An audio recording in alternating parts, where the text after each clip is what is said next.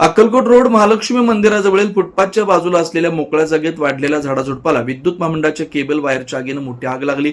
यामुळे खळबळ उडाली. या जागेवरील मोकळ्या जागेत कचरा, साचलेलं अनावश्यक साहित्य व वाळलेल्या वृक्षांच्या फांद्या आग लागल्याची घटना समजताच या भागात वाहतूक शाखेच्या पोलिसांनी अग्निशमन दलाला फोन करून माहिती दिली. तातडीने घटनास्थळी अग्निशमन दलाचे जवान दाखल होऊन आग आटोक्यात आणली. पण ज्या विभागामुळे आग लागली या विभागाला कळवूनही संबंधित विद्युत विभागाचे अधिकारी कर्मचारी घटनास्थळी पोहोचले नाही. आज मोठ्या प्रमाणात चालू आहे. ते हे करायचं आहे, अग्निशामकची गाडी पण आलेली आहे, ते बंद करायचं आहे. तुम्ही कुठे आता सध्याला? अहो कुठं यायला लागलेत का? मुंबई पुण्यावर नाही आलात का? हॅलो, अहो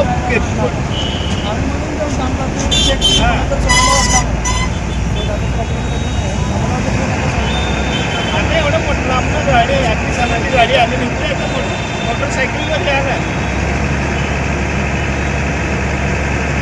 टू व्हीलर आहे, फोर व्हीलर आहे. टू व्हीलरवर यायला एवढं उशीर लागतं. आता हे पाण्यात टँकर आहे की एवढं फास्ट.